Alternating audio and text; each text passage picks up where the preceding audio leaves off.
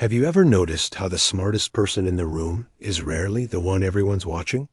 There's something unsettling about this observation, something that cuts against everything we've been taught about success and recognition.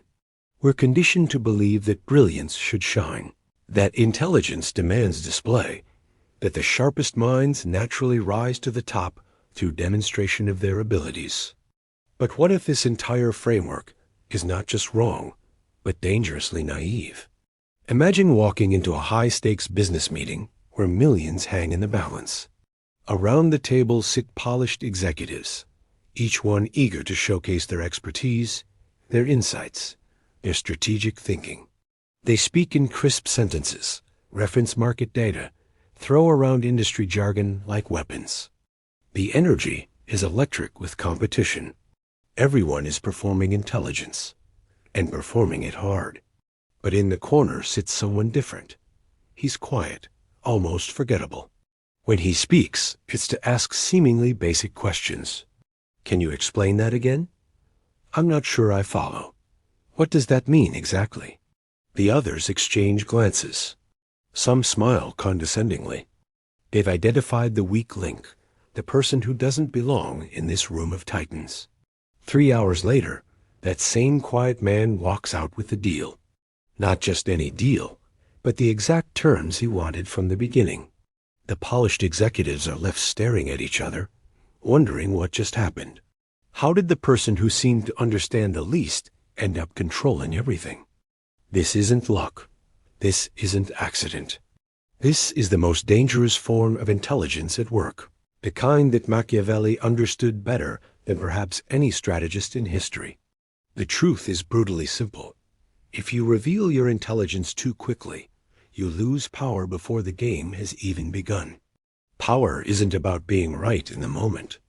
It's about being invisible until the moment being right changes everything. And in a world obsessed with appearing clever, with showcasing knowledge, with winning every small battle of wit, the person who plays dumb holds the sharpest blade of all. Think about the last time you were in a group discussion, maybe at work, maybe among friends, maybe in some social setting where opinions were flying. Notice how the people who spoke first, who corrected others, who showed their knowledge immediately, were treated. Sure, they might have earned some initial respect, but watch more carefully. See how others began to prepare against them, how the dynamic shifted from cooperation to competition, how barriers went up instead of coming down.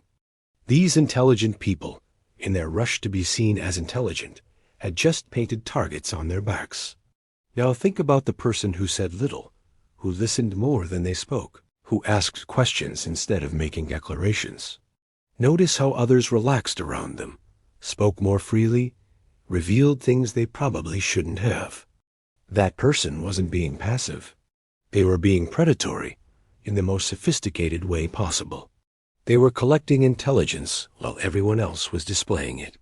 This concept violates everything our egos want to believe about ourselves. We've spent years, maybe decades, sharpening our minds, accumulating knowledge, developing insights. The idea of hiding all that brilliance feels like self-sabotage. Why would anyone bury their greatest weapon? But here's what most people never realize. Intelligence is only valuable when it's used at the right moment.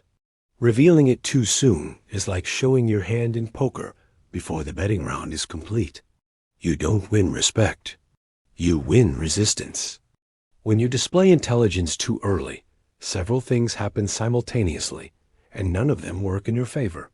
First, people start to compete with you directly. They feel challenged, threatened, diminished by comparison. Instead of being allies in your success, they become obstacles to it. Second, they begin preparing counters to your intelligence. They study your patterns, anticipate your moves, develop strategies to neutralize your advantages. Third, they start talking about you behind your back, not necessarily in malicious ways, but in analytical ways. They categorize you, predict you, box you into a role that serves their understanding rather than your goals. Most devastating of all, you become predictable. The moment people understand how you think, what you value, what triggers your responses, they know exactly how to manipulate you. Your intelligence, instead of being a weapon, becomes a weakness they can exploit. You've given them the blueprint to your mind, and now they can press the right buttons to make you react exactly as they want. So what does a true strategist do? He buries his intelligence deep. He lets people assume he's soft, mild, inexperienced, harmless. He allows them to underestimate not just his capabilities, but his understanding of the situation itself. And then, when the stakes become real, when the moment demands precision, he flips the entire dynamic with a single move, a single sentence, a single decision that reveals he was never behind at all.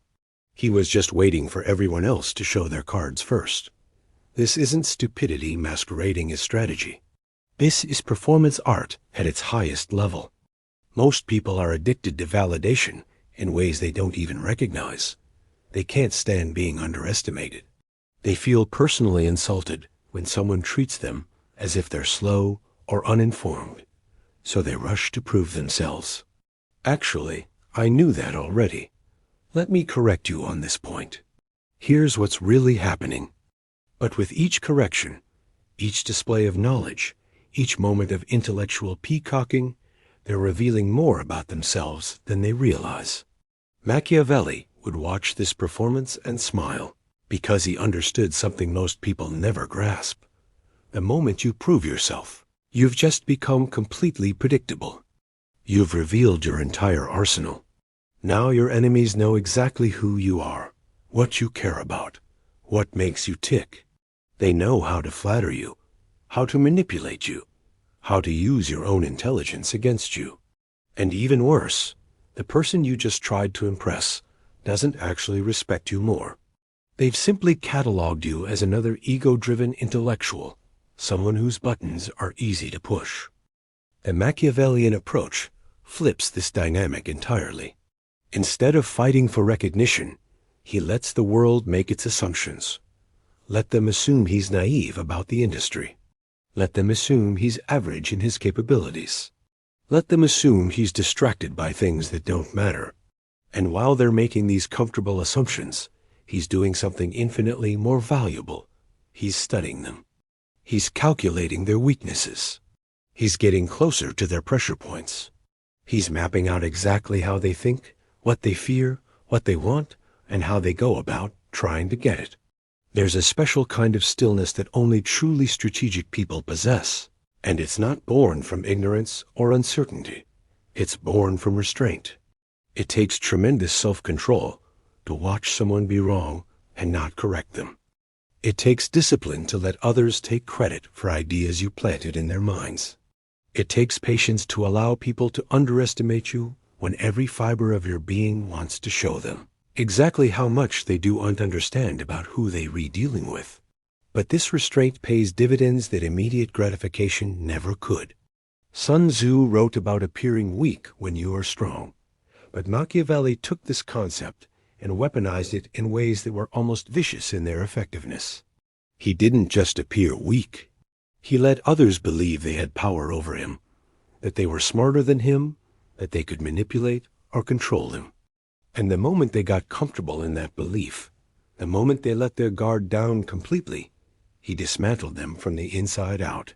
Why does this tactic work so consistently, across cultures, across centuries, across every type of human interaction? Because of ego inflation. When people think they're the smartest person in the room, they loosen their grip on caution. They start bragging about things they should keep secret. They reveal strategies they should hide. They show weaknesses they should protect. They get sloppy with information, sloppy with alliances, sloppy with their own security. And guess who's watching all of this unfold in perfect silence? The person they dismissed as a fool. This creates a feedback loop that becomes more powerful over time. The more people underestimate you, the more they reveal around you. The more they reveal, the more ammunition you collect. The more ammunition you have, the more precisely you can strike when the moment demands it. By the time they realize what's happening, The game is already over. You've been playing chess while they thought they were playing checkers, and the board was set long before they even realized a game was in progress. The psychological mechanics of this deception run deeper than most people imagine. When someone believes they have intellectual superiority over you, they don't just lower their guard, they actively invite you closer. They want to educate you, guide you, show you how things really work. This impulse to teach, to demonstrate superiority, to be the wise one in the relationship, makes them incredibly vulnerable. They start sharing information they would never give to an equal, let alone a competitor. They reveal their decision-making processes, their fears, their blind spots, their internal conflicts. All because they believe you're not sharp enough to use any of it against them. You've witnessed this dynamic before, even if you didn't recognize it at the time. Think about negotiations you've observed, whether in business, relationships, or even casual social situations. The person who keeps quiet, who asks seemingly innocent questions, who lets others explain everything in great detail, often ends up with exactly what they wanted. Meanwhile, the people who came in talking the most, who seemed most prepared, who displayed their knowledge most obviously, frequently walk away confused about how they lost control of the situation. This pattern shows up everywhere once you start looking for it. The executive who says little in meetings but ends the discussion with a single counteroffer that changes everything. The quiet friend who somehow knows everyone has secrets because people feel safe telling him things they'd never tell anyone else. The investor who acts uncertain and asks basic questions until the valuation drops, then buys everything at exactly the price he wanted from the beginning. These people aren't lucky. They're not stumbling into success. They re-wearing the mask of intellectual inferiority so effectively that others voluntarily hand them the keys to power. The most sophisticated practitioners of this art understand that it's not about pretending to be stupid. That's crude and ultimately ineffective. It's about pretending you have less leverage than you actually possess, less understanding than you've developed, less control than you've already established. You're not playing dumb, you're playing powerless, and there's a crucial difference. Stupidity can be condescending and obvious. Powerlessness is sympathetic and disarming. When someone believes you lack power, they don't prepare defenses against you. They don't anticipate your moves. They don't guard their words or actions. They treat you like furniture in the room, present but irrelevant. This gives you something invaluable, complete access to their authentic behavior. You see how they act when they think no one important is watching. You observe their real priorities, their genuine fears, their actual capabilities versus their projected ones. Consider how this plays out in social hierarchies, those complex webs of dominance and submission that exist in every group setting. Most people exhaust themselves trying to climb these hierarchies directly. They compete for attention, for recognition, for the visible markers of status. But while everyone else is fighting for position in the hierarchy, the strategic person steps outside of it entirely. By appearing to be beneath the competition, he gains something much more valuable than a position within the system. He gains the ability to observe and ultimately manipulate the system itself. The person who seems harmless gets invited to conversations where real decisions are made. He becomes the confidant for people who need someone to talk to, but don't want to show weakness to their equals. He learns the real motivations behind public positions, the personal insecurities driving professional decisions, the hidden alliances and secret resentments that actually determine outcomes. While others are fighting for scraps of visible power, he's quietly accumulating invisible power, the kind that actually matters when critical moments arrive. This accumulation of invisible power creates opportunities that direct competition never could. When the time comes to make a move, to assert influence, to change the direction of events, he doesn't have to fight through layers of resistance. He doesn't have to overcome established defenses. He simply uses the access he's been freely given, the information he's been casually provided, the trust he's been thoughtlessly extended. His move seems to come from nowhere, but it's actually the culmination of a long, patient process of positioning. The timing of revelation becomes crucial in this strategy. Reveal too early, and you lose the advantage of being underestimated. Reveal too late, and the moment for maximum impact passes. The art lies in recognizing the exact instant when shifting from perceived powerlessness to demonstrated capability will have the greatest effect. This often happens during moments of crisis, transition, or decision, when the stakes are highest and the need for real leadership becomes undeniable. When that moment arrives, the transformation needs to be complete, but not dramatic. You don't suddenly become a different person. Instead, you allow your true capabilities to show through in response to circumstances that demand them. The people who underestimated you don't feel deceived. They feel like they discovered hidden depths they somehow missed before. This preserves relationships while establishing new dynamics. You're not the person who tricked them. You're the person who rose to the occasion when it mattered most. This approach works particularly well in our current cultural moment, where everyone is desperate to be seen as smart, informed, ahead of the curve. Social media has created a climate where people compete constantly to have the best take, the sharpest insight, the most prescient analysis. In this environment of performative intelligence, the person who doesn't perform becomes almost invisible. And invisibility in a world of endless noise is the ultimate competitive advantage. The psychological profile of someone who can execute this strategy successfully is specific. It requires genuine confidence in your own abilities, because you have to be comfortable being misunderstood and undervalued for extended periods. It requires patience, because the payoff is often delayed, and the temptation to prove yourself is constant. It requires emotional detachment, because you have to watch others make mistakes you could prevent, take credit you deserve, and treat you as less capable than you are. Most importantly, it requires the wisdom to know when the game is worth playing. Not every situation calls for this level of strategic deception. Sometimes direct honesty and obvious competence are the right approaches. The key is recognizing which moments demand invisibility and which demand visibility, which relationships benefit from perceived equality and which benefit from perceived imbalance. The ultimate goal isn't to remain hidden forever. It's to choose the moment of revelation for maximum impact. When you finally show your true capabilities, it should feel inevitable rather than surprising, like a natural response to circumstances rather than a calculated unveiling. The people around you should feel like they always knew you had it in you, even though they treated you as if you didn't. This creates a paradox that serves your long-term interests. You become known as someone who can be counted on in crucial moments, someone who has hidden depths, someone who shouldn't be underestimated. But because the revelation felt natural rather than manipulative, people don't learn to guard against your strategy. They simply adjust their perception of your capabilities while maintaining their tendency to underestimate quiet, unassuming people in general. The historical examples of this strategy are instructive not just for their success, but for how they illustrate the universal nature of human psychology. Julius Caesar's rise wasn't just about military genius.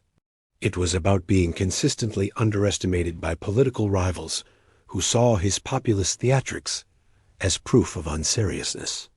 Lenin's revolution succeeded partly because the established powers dismissed him as an ineffective intellectual.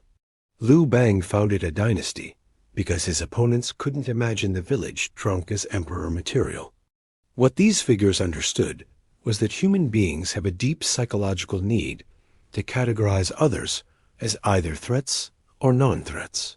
Once you're placed in the non-threat category, you gain access to information, opportunities, and relationships that threats are automatically excluded from. The challenge is getting into that category without actually becoming harmless, maintaining your edge while hiding it completely. In practical terms, this means developing a split consciousness, your public self and your strategic self. Your public self can be uncertain, deferential, even slightly confused.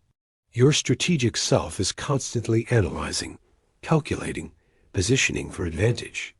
The discipline required to maintain this split, to never let the strategic self show through the public mask, separates true practitioners from pretenders. The mask must be perfect, because the stakes are ultimate. If people realize you've been playing them for fools, the strategy doesn't just fail, it backfires catastrophically. They feel manipulated, deceived, made to look stupid. The relationships you built through seeming harmlessness turn into enmities fueled by wounded pride. This is why the strategy requires not just intelligence, but wisdom.